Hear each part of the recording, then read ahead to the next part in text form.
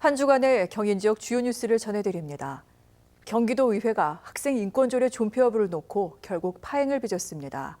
상임위 회의가 열리지 않아 경기도 교육청에 제출한 통합조례안은 논의조차 되지 않았습니다. 윤종화 기자입니다. 텅 빈 회의실. 경기도의회 교육기획위원회가 예정된 회의를 결국 열지 못했습니다.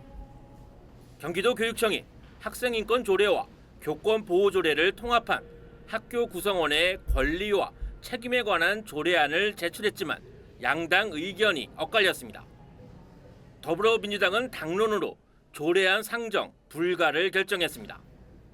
교원, 또 학생, 또 학교와 관련된 모든 구성원들의 의견을 충분히 논의하고 담아내서 방향을 잡아야 된다고 생각합니다. 국민의힘은 지난해 연말 양당 합의를 어긴 조치라며 반발했습니다. 더불어민주당은 당론이라는 이유로 심의 자체를 거부하고 있는데 사전 협의한 약속을 일방적으로 파기한 것으로 수용되기 어렵습니다. 통합 조례안을 놓고 교육계에서도 찬반 의견이 팽팽히 맞서는 등 갈등이 계속되고 있습니다. 경기도교육청은 의회의 의견을 반영한 거라며 설득 작업을 벌여왔습니다. 의회 그 심의 과정에서 이거는 통합해서 하는 게 좋지 않겠느냐 하는 의견이 의원님들께서도 주셔서 도교육청은 준비를 한 것입니다. 경기도의회 교육기획위원회는 양당이 7석씩 동수로 합의 없이는 조례안 상정이 불가능한 구조입니다. 파행 사태가 장기화할 가능성도 배제할 수 없습니다.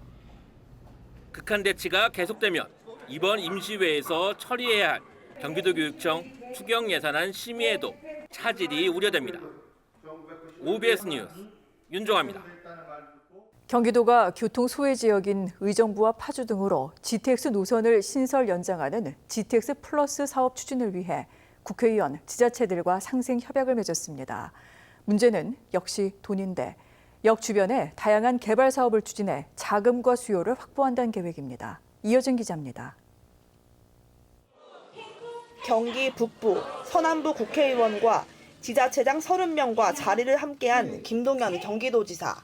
이 지역들로 GTX 3개 노선을 연장 또는 신설하는 GTX 플러스가 실현되면 출퇴근 편의와 소외지역 발전, 국토 균형 발전 등 일석삼조의 효과를 거둘 것이라고 자신했습니다. 출퇴근 시간 단축을 통해서 하루에 1시간 여유를 되찾게 해드리는 효과가 있을 것입니다. 대한민국 국토 균형 발전에도 도움이 될 것입니다.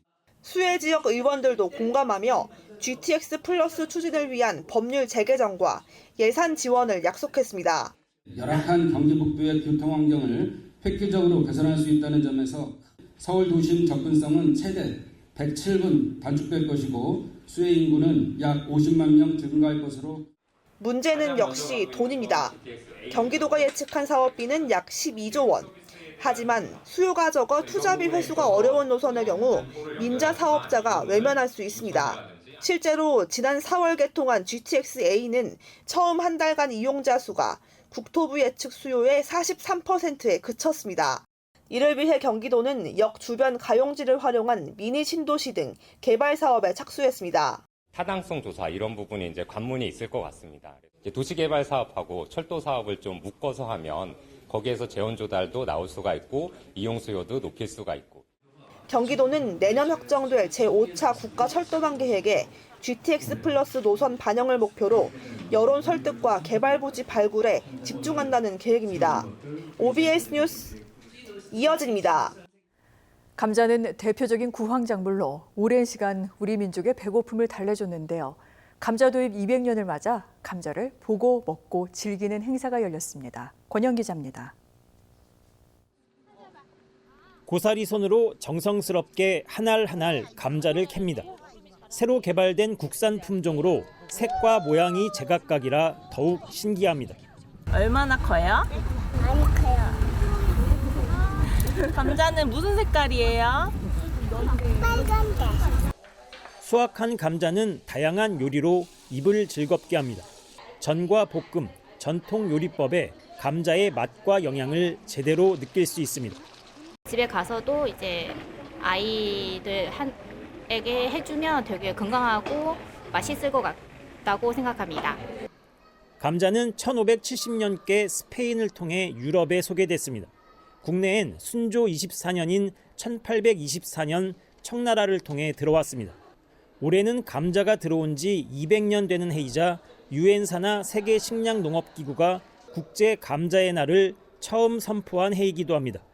감자 특별전에선 감자가 대표 구황작물로 자리매김하기까지 과정을 볼 수 있습니다.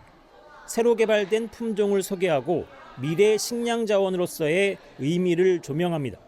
재배 조건이 까다롭지 않아서 우리나라에 전래된 이후부터 사람들이 많은 곳에 심었고 그 재배 수확량이 또 많아서 기근을 면하게 해주고 생계를 유지할 수 있는 데 큰 도움을 주었던 그림 그리기와 애니메이션 등 감자의 역사와 가치를 쉽고 재밌게 알 수 있는 특별전은 다음 달 말까지 계속됩니다. OBS 뉴스 권현입니다.